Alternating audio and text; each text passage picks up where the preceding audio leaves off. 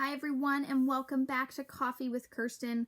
We're on the last book of the Old Testament, or the last group of books, which is the prophetic books, the major and minor prophets.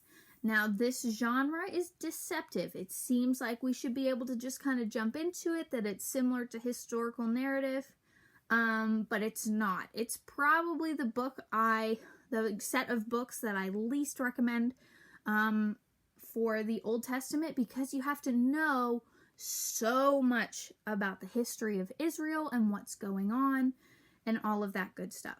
But before we get into that, we need to address major, minor prophets. Major prophets: Isaiah, Jeremiah, Ezekiel, and Daniel, right? They're called the major prophets because they have longer books. The minor prophets, which I don't recommend calling them, minor comes from a Latin word which meant shorter, so they're the shorter books. These should be referred to as the book of the 12 minor prophets, or just the 12, because minor gives the connotation that they're not important.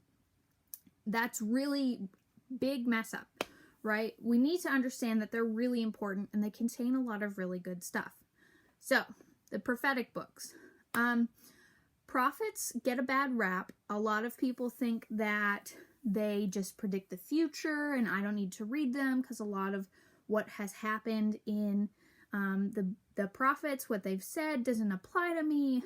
And this isn't true. While predicting the future, and we're not going to talk about the prophetic, really true prophetic stuff in this video. I'm going to address that in a later video when we talk about Revelation and apocalypse literature.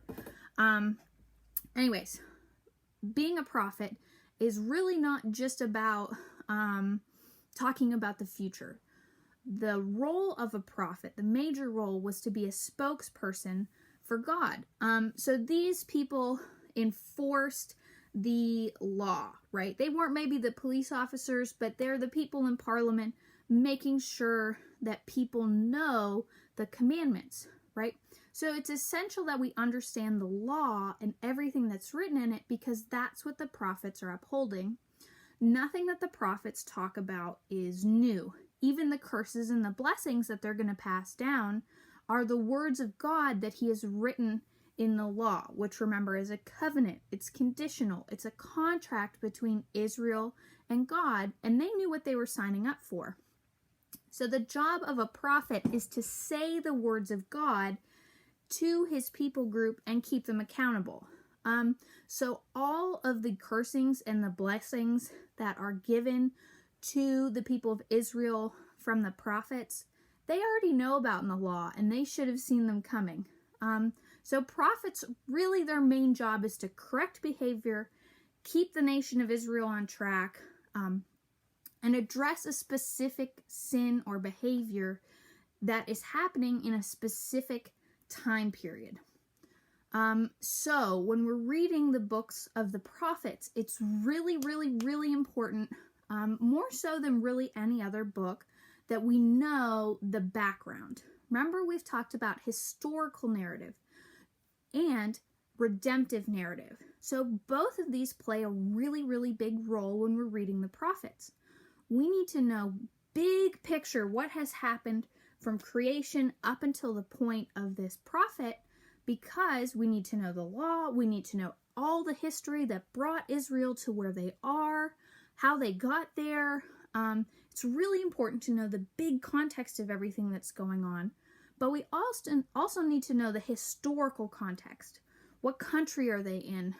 What is happening politically, socially? Who's their leader right now?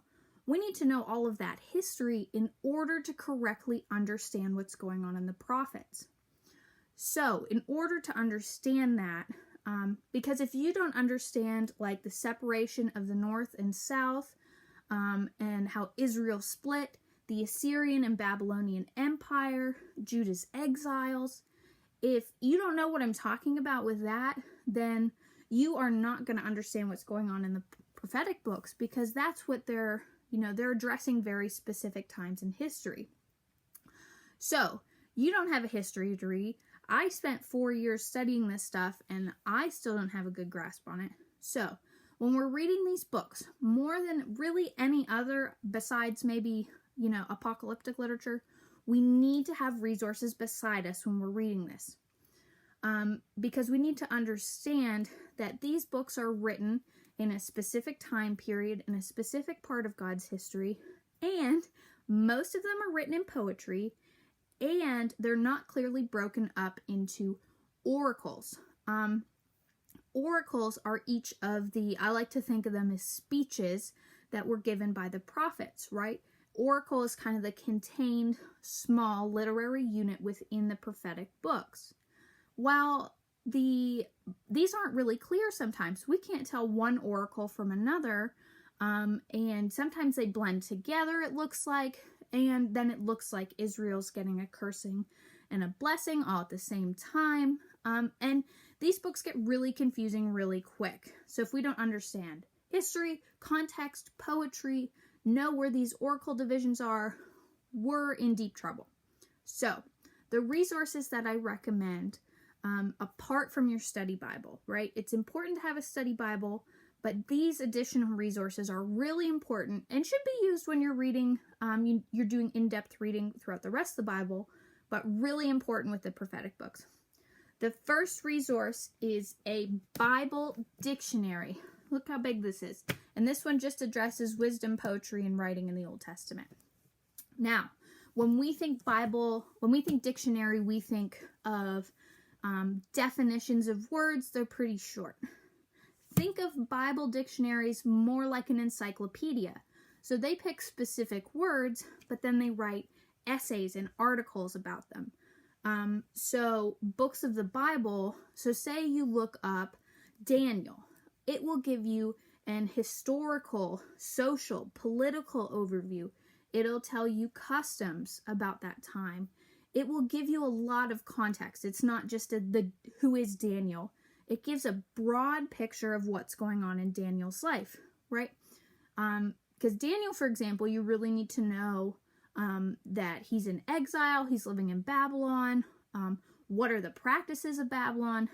Bible dictionaries will help you figure out what's going on. A lot of your study Bibles will have a small summary at the beginning, but Bible dictionaries really expand that out and give you a much broader and much needed view about what's going on, especially because each of the prophets is in a very specific time period and they're not written in chronological order. So some are before exile, after exile, during exile. Bible dictionaries are really important. Most, you can get good Bible dictionaries online for free. They have websites, and they can help you out, right? Because these are important. So we have put these online, so you don't have to have big, huge books like this at your house. Second, another really important resource is commentaries. Now, commentaries are kind of the opposite to Bible dictionaries. Bible dictionaries are big picture, right? Encyclopedias don't address everything. Commentaries go verse by verse, right? And they give you those little details. So in this commentary, for example, on Matthew, it goes verse by verse, giving you context, citing other places in the Bible. It'll explain certain words, and it gives you an insight into what the words are actually saying. So, Bible dictionary, big picture. Commentaries are like smaller details, verse by verse. The third resource that I recommend is a Bible handbook. Mine is buried deep in my closet. But these are kind of mini versions of Bible dictionaries. They give you a quick snapshot of what's going on. They'll tell you a little bit about each culture, and you can kind of look stuff up like you can in an encyclopedia. But it's kind of a shorter version. If you're just looking for something really quick, Bible handbooks are pretty good for that. It's probably the resource I use the least because if you have a good study Bible, it kind of takes over for the Bible handbook. But they're still good to have, especially when you're reading books of the Bible that have a lot of weird context things like the prophetic books do. So those are the resources that are really important when you're reading these books. And there's a reason why I have gone over the resources more than really how to read the prophetic books. Because until you understand everything that's going on prophecies, right, pre these oracles, if you don't understand the law or the histories or the cultures that they're talking about, it's really easy to misunderstand and misinterpret the books of the prophets. And they can say a lot of weird things. Let's address the elephant in the room, talking about the future, right? And I'm going to address this more in another video, but just know that don't go looking for things that aren't there, right? Make sure that we're not reading to see what's come true or how it fits into history. While that can be fun, it can be really dangerous.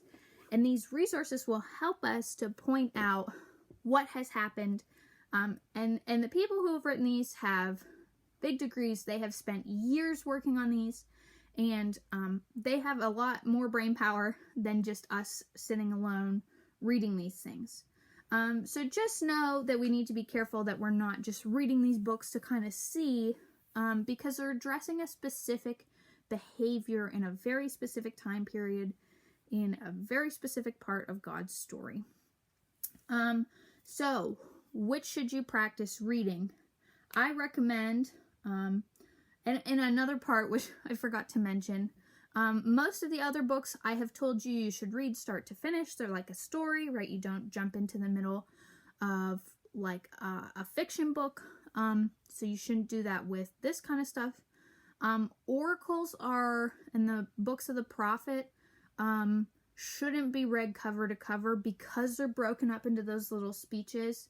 You need a little extra help. And figuring out where they're kind of broken up. They're not written in chronological order.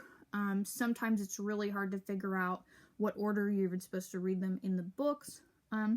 So today I recommend Hosea chapter 5, verse 8 through 12. This is one oracle, one speech. It has a very specific purpose. Grab a commentary. It'll tell you, and practice looking through commentaries. They're kind of hard to get a hold of and kind of learn how to use and get comfortable with. But once you do, man, once you know the context of stuff and can quickly kind of look stuff up online, like Bible Gateway is great for, you can like highlight a verse and it'll show you beside kind of what's going on. But Hosea 5 verses 8 through 12 is a good place to start practicing these things. That's all we have time for today, and that's the Old Testament cover to cover. I will see you next time, and we'll start the New Testament. We're talking about the Gospels. We finally got there. So have a great day, guys. I'll see you next time.